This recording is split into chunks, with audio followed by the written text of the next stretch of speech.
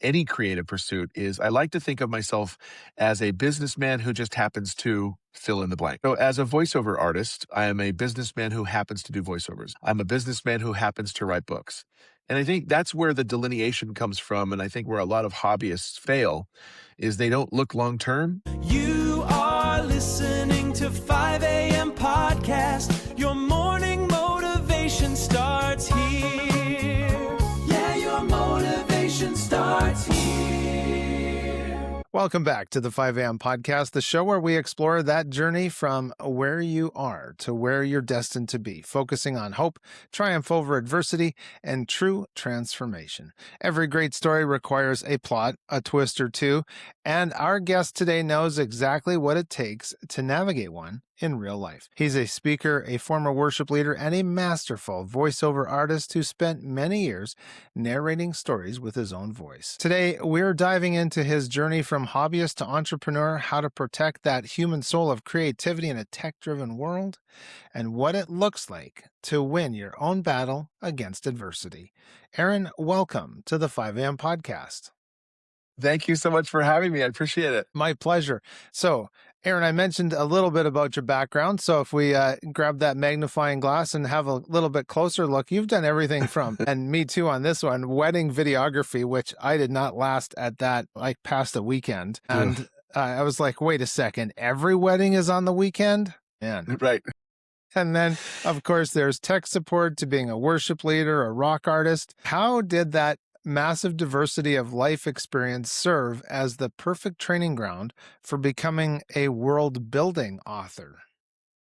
Wow. Well, you don't get to do a lot of world building when you're filming a wedding because you have to film everything as it happens with them. Right. It's very constrained, especially when you have the bridezillas, which thankfully, I don't think I encountered a whole lot of bridezillas. I remember the momzillas worse than the bridezillas. Yes.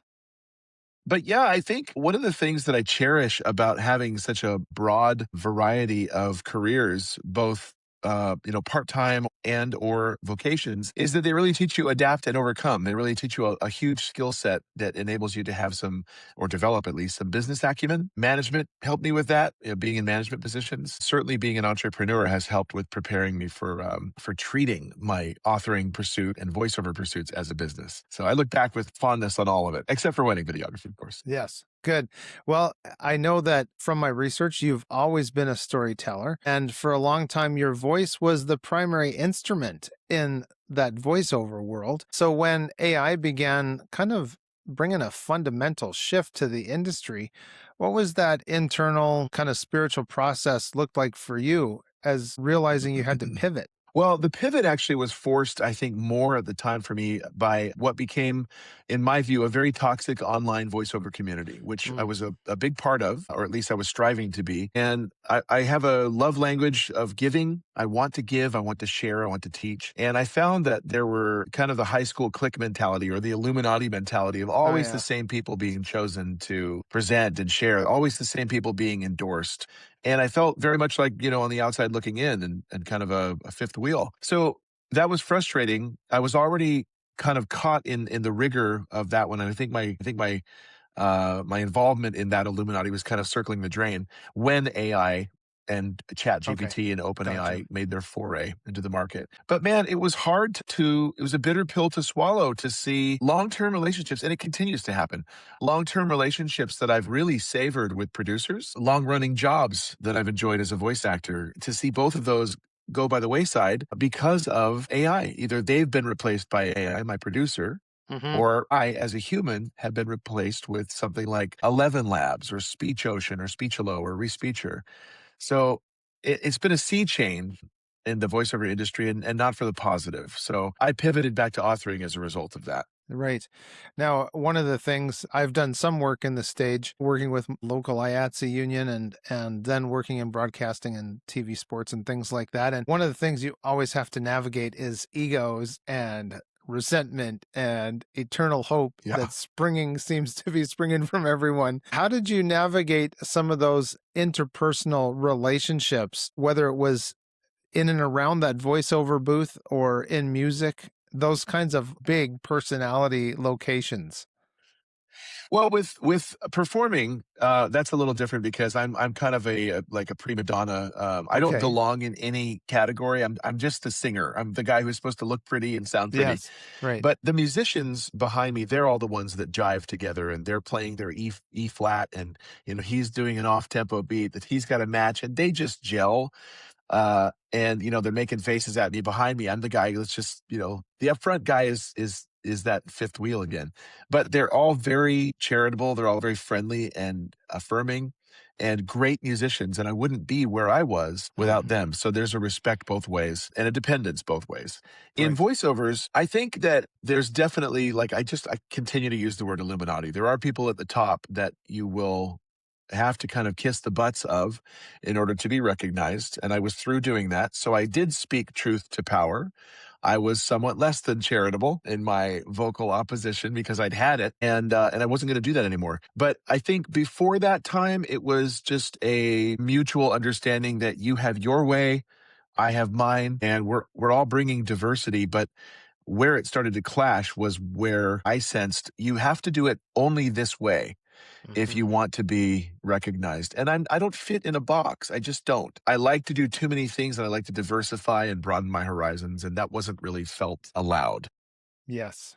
Yes, I get that. And as you were talking about being a lead singer, we recently had recorded and released an episode with John Schlitt, the lead singer of Petra, and he Mm, talked about yeah. his need to be that cheerleader and engage the crowd. And can you talk a little bit about your career as a leader of realizing how you needed to develop yourself in order to accomplish tasks with the people around you? Yeah, I will. First of all, I have to say, I miss Greg X Volts. I Uh, loved Greg X Volts in the what a 80s growing up with voice. Petra. Yeah, Oh, what and a voice. Striper, just, man, Striper. Yeah, totally. so many good bands. I'm totally retro, so anything that is of the 80s, I will instantly fall in love with. So, one of the things that I've learned that has just become, I think, critical and indispensable for me in any creative pursuit is I like to think of myself as a businessman who just happens to fill in the blank. Mm, So, as a voiceover artist, I am a businessman who happens to do voiceovers. As an author, I'm a businessman who happens to write books. And I think that's where the delineation comes from. And I think where a lot of hobbyists fail is they don't look long term. They don't treat expenses as investments. They don't mhm. have vision and they don't have mission statements and mantras and focus and persistence and drive. So I've had to, I really had to develop that to a nicety. Mhm. Um, I love being I'm not really comfortable in my own skin as a singer anymore on stage. I really don't mind, and in fact, I relish opportunities to get out there and speak and share in front of people, although I'd much rather do it in a Zoom Yes. because it's just, there's the shelter and, like, people don't see this. I don't have to dress up this paunch and cover it up. Yes, right. But I love being again, it's the love language of giving. I love being out there and being able to impart experience. People are always looking for experience, and they're always looking for it in a storytelling fashion. Mhm. Every major vocation I've had has involved some form of storytelling. So it's no wonder that I'm an author. It's no wonder that I'm a voice actor because I tell their stories in that regard. And as a speaker, I just get to tell stories and I get to share what I've learned, what pitfalls I've made, what successes I've had, and the rises and falls of the whole thing. It's such a privilege. Right. And I'm going to deviate from my script as I usually do and throw that hook off into the weeds to see if there's any bass. But do you have a voiceover assignment that still sticks out in your mind as, man, this one, I really knocked it out of the park, or this character, I was so glad I got to voice this character? Well, character and animation, I don't do a lot of, but I do Okay. remember. So, try to encapsulate this a little bit. As a voice actor, I hate doing audiobooks. They Okay. take way too long and they pay way too little. So there's only really one audiobook client I like to narrate. But when it comes to my own books, I want to narrate them because only I know how my Mhm. story should sound. Yeah. Only I know how my characters sound in my head. So I love being able to bring my stories to life, and especially when those stories incorporate characters with accents that I can do well. So much so that I've actually started to write stories with characters who have accents that I know I can do in Oh, the good. audiobook. Okay. So Nice. it's kind of scheming a little bit. But I remember early on I did what was it called? It was like a 7.5 hour production of the complete sayings of Jesus. It's still on Oh, YouTube. wow. Okay. The complete sayings of Jesus, so all red letter instances of where Jesus Nice. spoke, what he said, and who interacted with him. So not only did I have to voice Jesus's character, I had to voice God, all of the disciples who interacted with him, Pilate, Wow. Herod, Mary, women's voices. It became somewhat of an ensemble, and I had to make reference files to remember, now, what voice did I give Thomas again?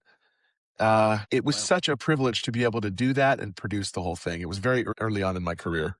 Well, that sounds like a huge amount of fun, and I totally get that would have been a rewarding assignment.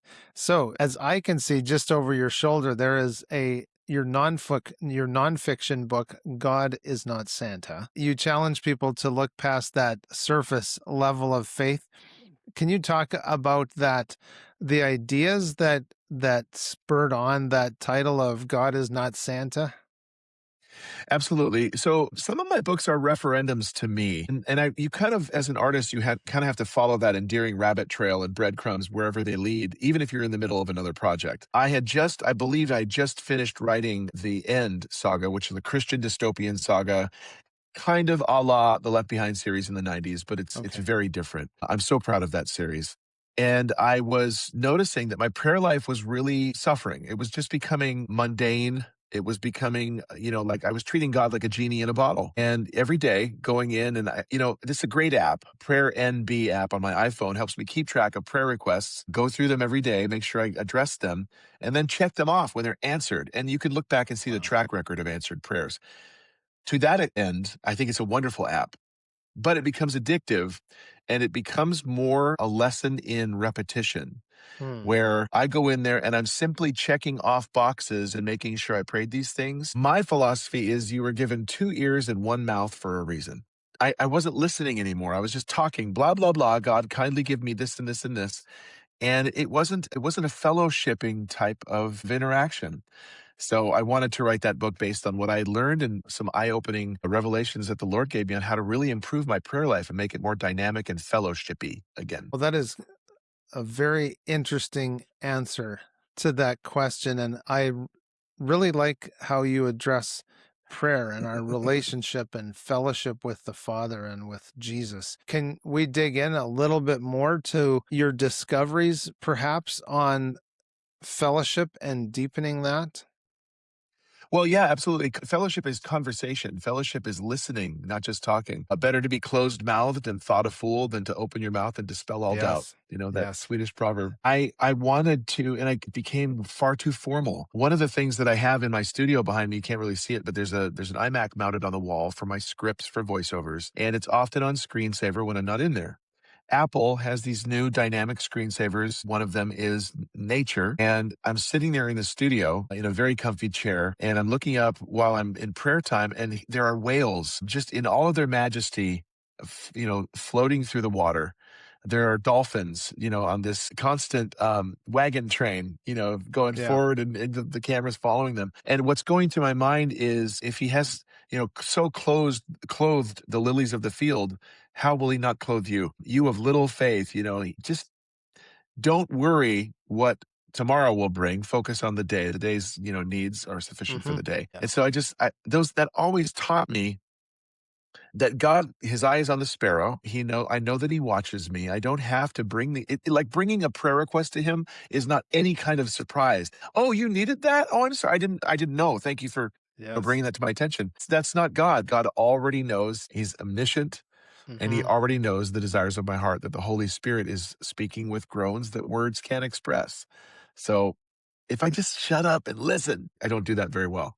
Right. Yeah. The two ears, one mouth, so that we can listen twice as much as we talk, or Yeah. twice as well as we talk. So then, in this idea of fellowship and then obstacles or challenges or needs that we're saying, have you discovered perhaps more to have more of God's perspective on these challenges or needs than we have. Maybe we're looking for the solution, but God has a different agenda. Yeah, absolutely. Well, one of the things that I address in the book is there's a vast chasm of difference between needs and wants. Boys have wants, men have needs, and I need those toys. That's not correct. When a boy says I need that toy, it's not. You want that toy strongly. And I have 10 and 6-year-old boys. I speak from experience, so I Yeah, understand this. right. But there's a huge difference. And so, you may be praying. We have friends that are struggling with cancer, and they may be praying, and we may be praying for their deliverance. But might it just be that God is trying to teach that person and us perseverance through this whole Mm. process? We are so conflict averse in this country and in this world today. We're so, please deliver us from this. Please don't let me get a flat tire here. Please let me get that job. Please don't let me have a run in with so and so. We're so conflict averse. And some of those things are meant to refine us.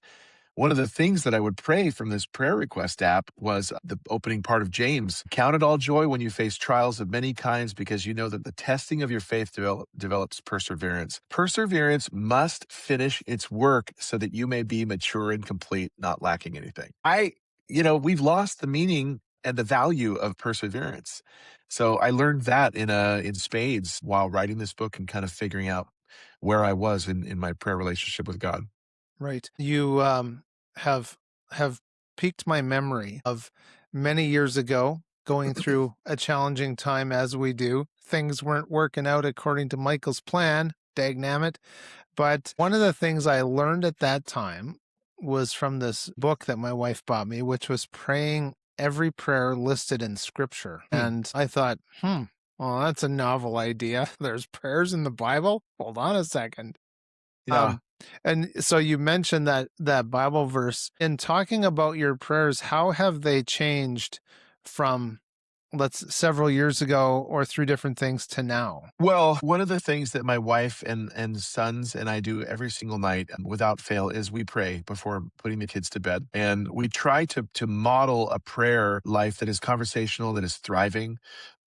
Excuse me, the Bible talks about pray continually, Hmm. give thanks in all circumstances and pray without ceasing. And that's the kind of prayer life we should have, a constant tether to the Lord and understanding what is happening in his eyes, not our own eyes. But my prayer life, I mean, by virtue of the fact that I wrote this book and just by studying, where I was and my eyes being open and my heart being open, I really learned that prayer really needs to be so much more conversational. You are talking to a friend. There's Hmm. no formality to it. You don't need to suit up in a robe.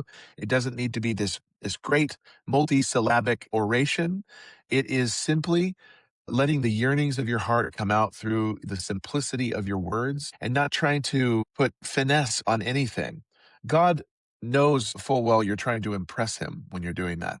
And Hmm. whoever said we were supposed to impress God? For him to hear us. There's no prerequisite for him hearing us other than being in his will, like Romans says, ask anything according to his will. We'll be able to test and approve what his will is. There's no prerequisite in that regard. Yeah. And for me, prayer and of course worship is part of it, really deepens that relationship with not only our creator in that sense, but our savior, the Lord Yeah. Jesus, who of course was there participating in creation as well. When you think back to, well, I'm thinking back to you being a worship leader, being that person actually leading congregations into worship. Can you talk about how, or if that is a component that runs alongside your prayer life in the house with the family? Well, I no longer lead worship. I'm on the worship team at our church. It's just basically singing background Oh, yeah, vocals. okay. But man, when I was a worship leader, one of the greatest things is I get to be able to contrast being a worship leader with being a stage performer. And I was a stage performer first, a singer, a rock musician, pop musician actually back then. And it's such a difference when you're singing songs at people Yeah. versus singing songs with people. And I just remember finding that huge distinction and going, oh my gosh, I love this. This is what I want to do. No longer this. I mean, I write some great music and I love it. I love sharing it. But leading God's people into worship and John, 4:23-24 about the Father is seeking those who will worship him in spirit and in Mhm. truth. Yeah. It's just incomparable. So there was a little bit of a spillover, I think, by extension into my life of really wanting to live more holy, wanting to live more lively and purposeful and intentional. So I do miss those days of leading worship, though. Those were awesome. Yes. A church that my wife and I went to many years ago, I was working in the theater with my IATSE union. And that was, there were some similarities and some stark differences between that and my Sunday mornings at church. Very thankful that I could do that. And one of the opportunities I had to volunteer in my church was being a technical director during a service. And the one thing I found out the leadership did not like, and this was just because of my work, I would say, "Have a great show, everybody." We'd have this opening prayer Ah, time, and that would just come out, and I'd be like, "Oh man, sorry, I did it again." yeah. And just having that different perspective that this isn't a performance, this is something that we're all entering into. And how has your idea, or not even idea, but experience of the love of the Father in your home and in your work changed over the years? So I just recently published a book. I don't know if you can see it. It's over this shoulder. It's Hmm.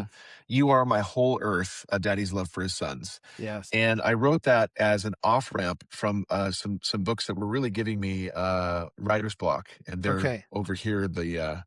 The Talisman Saga. I was writing book two, and I was just, I could not go forward. I just didn't know where to go with this story. And so I will typically take an off ramp and write nonfiction, because that will Okay. come, especially when you're speaking from experience on something that you're passionate about, like My Wife for Sons. In fact, I just published another book that was a memoir for my wife and how we fell in love. We both felt very unworthy of love. And so now, there's a lot of redemption in our marriage. But taking that off ramp and writing nonfiction, that book, one of the things, I loved writing the book because I have never really understood the love of the Father until I became a father. I'll never forget Asher. He was 6 now. He's going to be 6'7" coming in June.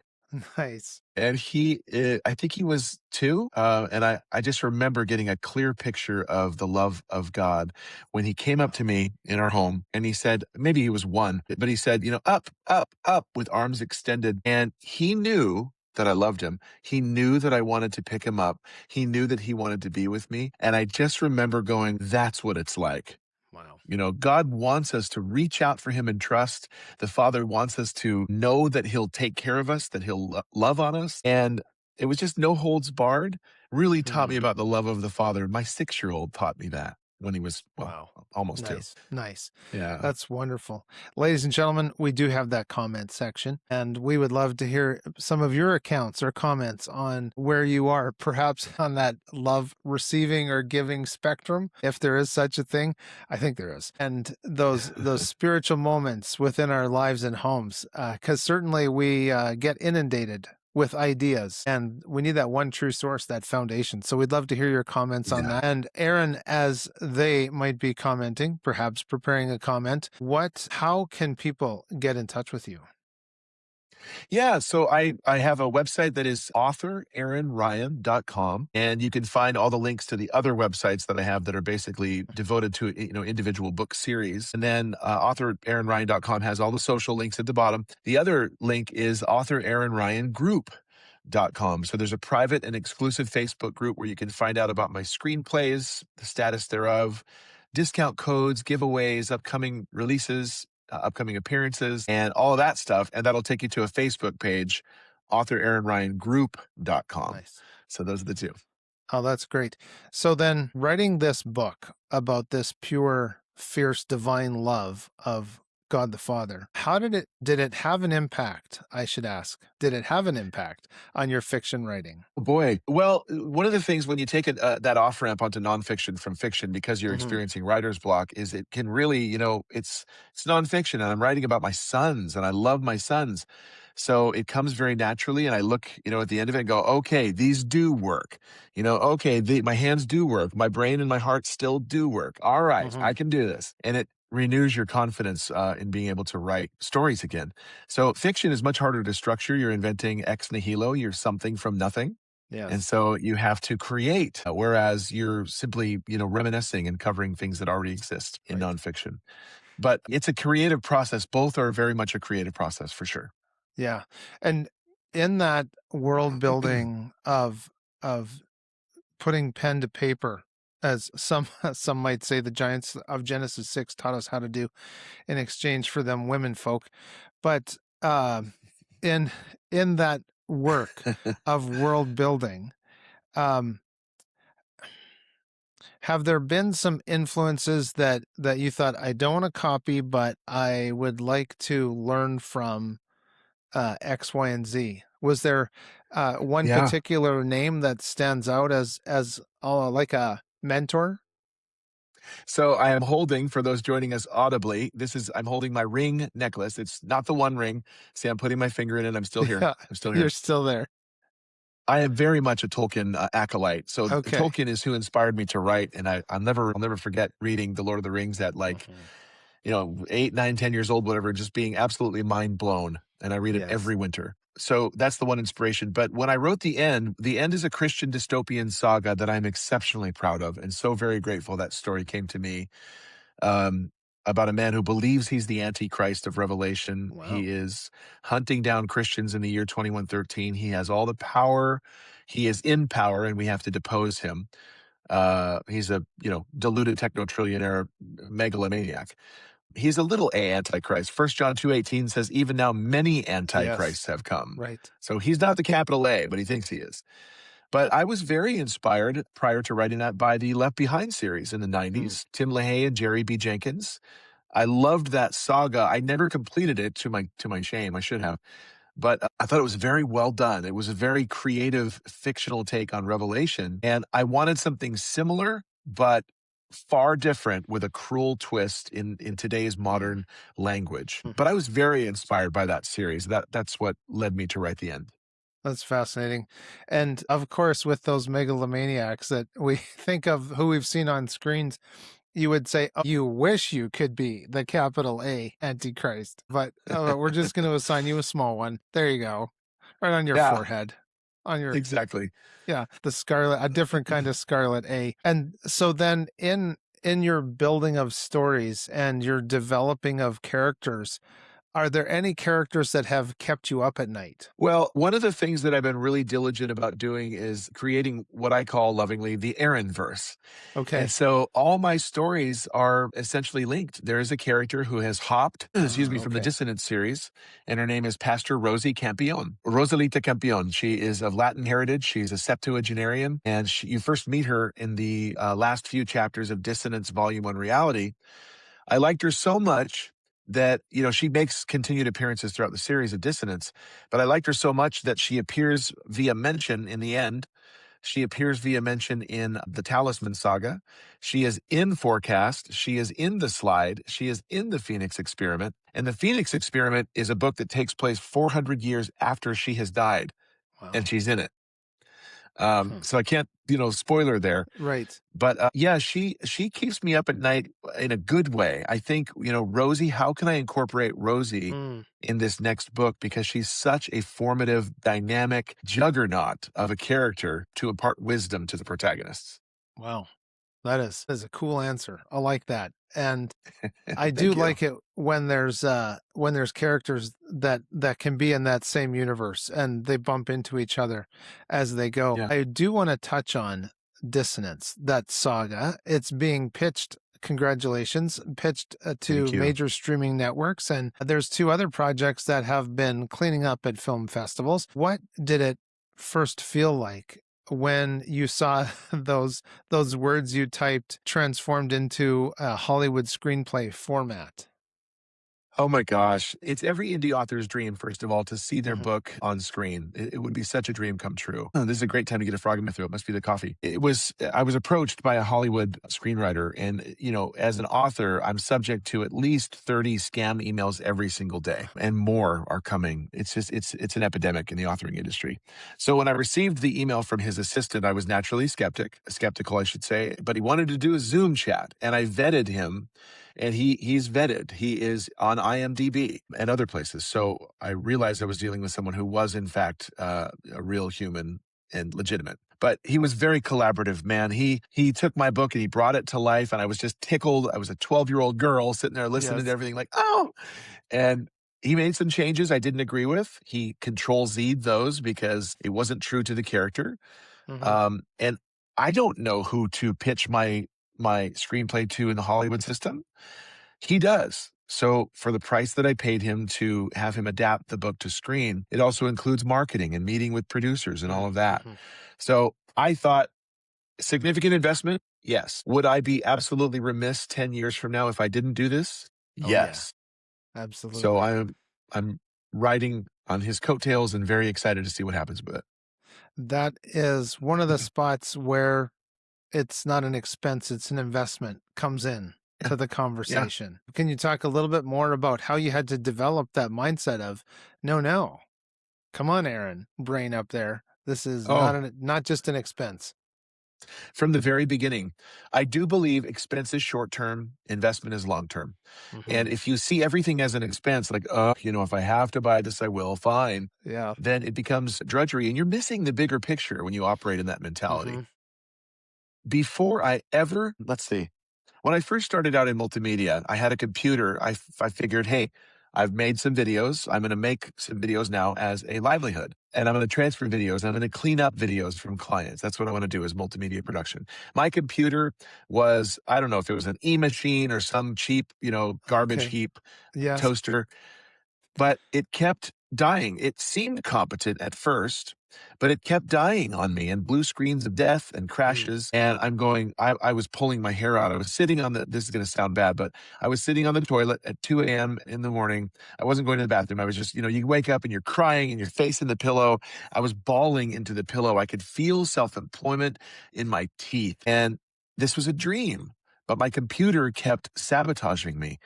And so I had already invested into a new drive, a new RAM, sticks of RAM, a new power supply. And my buddy and I had swapped it out.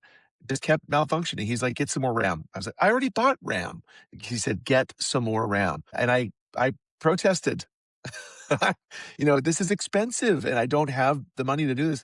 He said, get more RAM.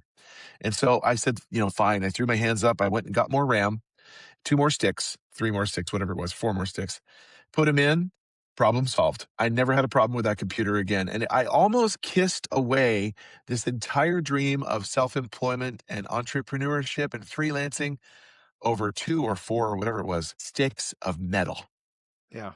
for my computer. I Right. almost kissed everything away. And I'm so glad that I did that investment. Absolutely. Well, as you're talking, I'm thinking about this microphone right here. It was it was a little bit of should we be excited or should we cry? But we needed a good microphone. And I know it's the investment that comes from the vision and the belief that we have Yep. that we will accomplish those It's goals worth it. that we have. And absolutely it is worth it. When you're pitching your heart and your soul to major executives or networks, rejection, of course, is a big part of the game. And some people say, well, just check all the no's off your list until you find a yes. How did you maintain your confidence and your perspective during these waiting periods in that entertainment industry? Well, I'm still waiting and I'm not part of the pitching process. So my Right. screenwriter exclusively does that. But no one has said no yet, and that's a wonderful thing. Those Hmm. Hollywood executives and the producers of the studios, they take their own sweet time to consider this because they have several. They Yeah. have tons of screenplays to consider. But this is a very compelling story, as is the end, as is Forecast and the Slide and the Phoenix Experiment. So I haven't really had to I'm traditionally, historically, a very impatient person. Hmm. So, waiting is not my forte. It's not my specialty. So I am being stretched in this waiting process. But boy, on a flip side of that, as an author, you submit your manuscript to countless publishers and literary agents. No, no, no, no, no, no, no. You Hmm. have to get used to those no's and develop the structural integrity and fortitude to let them bounce off of you. Every no, I love this. This is very cliche, but it Yeah. works. Every no gets you that much closer to a yes or a maybe Right. at least. Yeah. And you cannot, I just love this phrase. It was imparted to me by a former voiceover casting agent. She said, someone's endorsement of you or lack thereof has very little to do with your trajectory. That has become a mantra for me. They're going to say no, and they're not going to endorse me. Someone's endorsement of me or lack thereof has very little to do with my trajectory. My trajectory is a writer, it's an Yeah. author, and it's onward, regardless of sales, book reviews, film adaptations, and everything else. Right. Yes. So, ladies and gentlemen, we're chatting with author and voiceover expert. We'll say actor expert. I don't know what you would prefer, Just actor is fun. but Aaron Ryan. So, Aaron, you've had these 44 books published. Somebody might be saying, where do you find the time? 44 titles. Now, of course, you didn't write them overnight. It's Right. all part of a puzzle and a path, I would suspect. Yeah, I'm actually just published book 51 on Monday. Okay. So I really wanted to get to the number 50. And so one of the ways Hmm. I did that, I had written 3 children's books, and then with that comes an omnibus, which includes all of them together, Hmm. because no one size fits all. Maybe they want this book and this book and this book, but it's cheaper if they buy them all in one. Right. So I did that again with 2 or 3 brand new kids books that are awesome. They don't take very long to write. Kids' books do not take very long to write if you've got a great idea. But as a voice actor, all day long, I'm bouncing back and forth between the computer and the studio. And in that time of, in between auditioning and paid jobs, I'm thinking about or marketing or writing the next book. I fortunately type very fast, but I'm also, being that the voiceover industry, not just career, but industry, is slowly being eroded by things like AI. I am, you could call me, propelled by urgency Oh, to write and put out great stories and develop a large catalog that I can leave behind for my wife and sons when I'm dead, and yeah. they can enjoy it and bring them Oh, royalties. I love writing, and I'm compelled to write. So it's a fire you can't put out. right.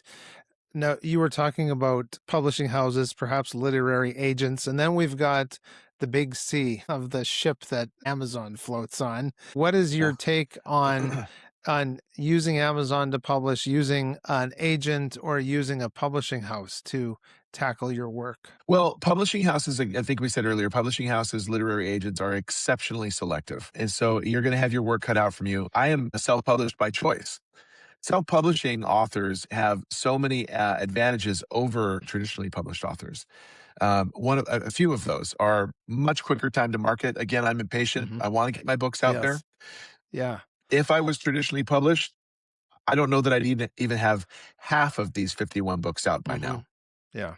I would have written them, but they're waiting on a publisher's shelf somewhere. Totally. I can command higher royalties. I retain all rights. I retain all creative control. I can choose my own branding and marketing team, my own editors. Everything is mine, and I rise and fall on my own merits. Now, you're going to have to do marketing, but you would have to do marketing even if you were a traditionally published author as Mm. well. I think there's a far more advantageous route in self-publishing than people at first will acknowledge. Wow, that's brilliant. That's a great answer, because there might be some people who have an idea for a book. Perhaps they want to get out of their 9 to 5 cubicle, and they're just Yeah, thinking, man, if I could just get some books together. Well, friends, you can. I'm sure you can. How did you get yeah. started, Aaron, in putting that pen to paper or finger to keyboard, as it might be? Well, yeah, more that one.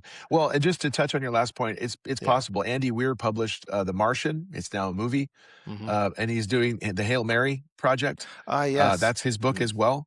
Wow, I did not know that. So That it can looks like a happen to cool one. self-published. Yeah. Yeah, it can definitely happen.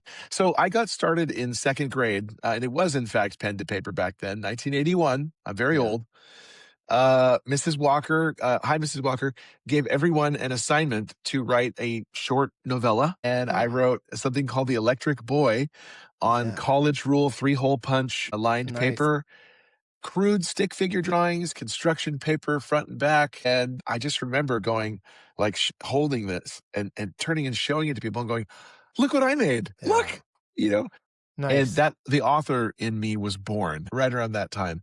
But I deviated. I'm a creative. I like to try different creative things, and I've tried a lot in my Yeah. life, but recently returned to authoring in the 90s and then again in the mid 2000s, the Hmm. 2010s, and then again full time in the early 2020s. Yes. Well, ladies and gentlemen, we have a lot of runway in this life of ours. We can keep on going. We can keep, whether you want to call it a pivot or a hard right turn or something like that. Aaron, for somebody who is listening right now and who feels like a sudden shift in their job or their health, or their life has maybe backed them into a corner, do you have, not doesn't have to be the ultimate blueprint, but do you have an blueprint for adapting and overcoming and turning that tragedy or setback into a triumph? Well, I'm going to show this for those joining us visually. I love this quote so much, I had it made into a plaque. Oh, We I can't show it, can I? So if you can see it, it says, "Your focus determines your reality." Hmm. So this is a quote that came from Qui-Gon Jinn to a young Anakin Skywalker in a movie I like to pretend doesn't exist, Star Wars Yes. 1: The Phantom Menace. And that's a mantra. Your focus determines your reality. So Yeah. I was there too. I once had a 9 to 5 job and I wanted to be self-employed. Thankfully, my hours got cut in half, so I was able to use the other 4 hours to pursue self-employment. But look for the X is my advice. That X is the overlap. It's the off-ramp from your 9 to 5 and your on-ramp into your self-employment. Wherever these cross and wherever you can find that gap and start making inroads into your self-employment, you've got to do that. It is once more an investment of time. Not so it might be money, but it's more time at that point to Mhm. lay the groundwork for doing what your heart is truly passionate about. You can Right. do it. Yes, absolutely. Now, I know that you had mentioned to me you are a movie buff, and I mean, who doesn't? That was a big thing. And incidentally, and I know no one will sleep any better knowing this, but we actually saw something on the YouTubes that said people are actually starting to open video rental stores once again because people want that Mm, experience. And books to movies. This is where I'm headed on this rabbit trail, ladies and gentlemen. So just jump in the go-kart because we're flying down this that's road what it is. Oh, like Calvin and Hobbes. Here we go. Movies turned into books. My favorite one, I think, was not my favorite one. One of my first ones that I really enjoyed was Flight of the Intruder because I had read the book. And then my friend ah, said, "Hey, let's go see this movie." And it was a few years later. And I was like, "Wait a second. I've seen this on printed page." And how about for yourself? And let's just take Lord of the Rings off the table because that should be everybody's right, top choice. How right. about for yourself? So you're talking about books that have been made into movies, That's not vice right. versa. Yes, correct. Yeah, novelizations are one thing. That's actually one of the things that started me out in writing was a novelization of E.T. Okay. The movie had already been made, but I do tend to watch movies before I read the book. I'm Okay. Well, that's interesting. more visually and Okay. cinematically inspired than literarily inspired. So, Uh, case in point, I will design the book cover of my next book far before I've written a single lick of the mm, story because that compelling visual imagery is something for me to drive toward. yeah. It's motivating that way. But I loved the Hunger Games as movies, and I, Mm, I absolutely then loved the books, which were of okay. course written first Yeah. before the movies. I love the Hunger Games stories. I think they're so well written, and they've actually encouraged me to write first person present tense and incorporate poetry like Suzanne Collins has. But yes, definitely Lord of the Rings. I'm a big fan of Aliens, although I had never read the novelization of Aliens. I love the book of the movie, not as much as I love the movie because I Right. love the movie. But yeah, I mean, you took Lord of the Rings off the table. That's the one that I would have said from the very Of beginning. course. Yes. Well, and personally, just telling you how it is, I suppose everyone should have that as the first. I remember sitting in my dad's easy chair on a winter night reading about smog Yeah. and the hobbits and going on that incredible journey. And so very Yeah. thankful to all those authors that have come before us and the people that have put images on the screen for us as well. Think of Cecil B. DeMille and others, and I don't know if you're familiar with the movie Hugo, but it is one of Hmm. my favorites because of that early connection it has to the early world of filmmaking and the silver screen. Oh, I'm not familiar with it. You will have to check it out. I think you'll like it. Yeah, that's Hugo. It is a fun movie, and yeah, some good memories there. We're getting close to the end of our time, ladies and gentlemen.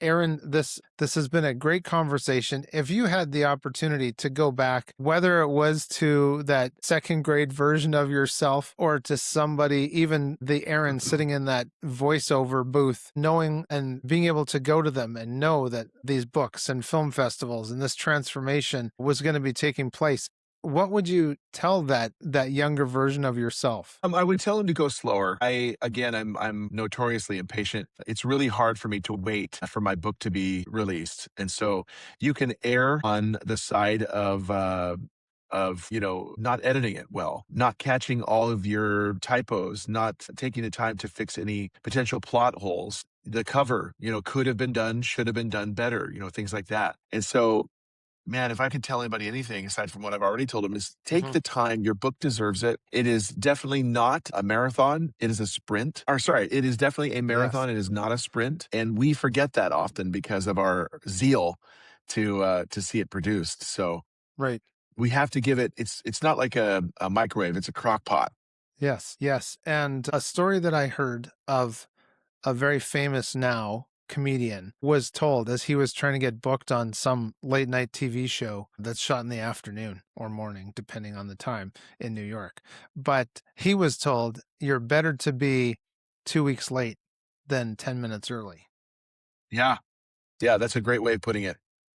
The punctuality is something that people appreciate, of course, but you're talking about parties, arriving at a party. Yeah. Your books deserve only the finest attention to detail. It's kind of like, babies take 9 months to be made for a reason, Yeah. and they are works of art when they come out, and they deserve that slow process of creation. They really do. Otherwise, it's kind of, the expression sums it up perfectly. It's half baked. Yes. Yeah, we don't want that. We don't want half-baked ideas or half-baked cakes. Speaking as one who Yeah. loves cakes. Yes. Well, Aaron, what a delightful conversation. We could also almost use that word masterclass in resilience. Thank you so much for showing us that when one door closes or when pitfalls and obstacles come, well, we can always call an audible. So thank you very much Yeah. for joining us today on the 5 a.m. podcast. My pleasure. Thank you so much for having me. God bless you. Oh, thank you. We'll take it.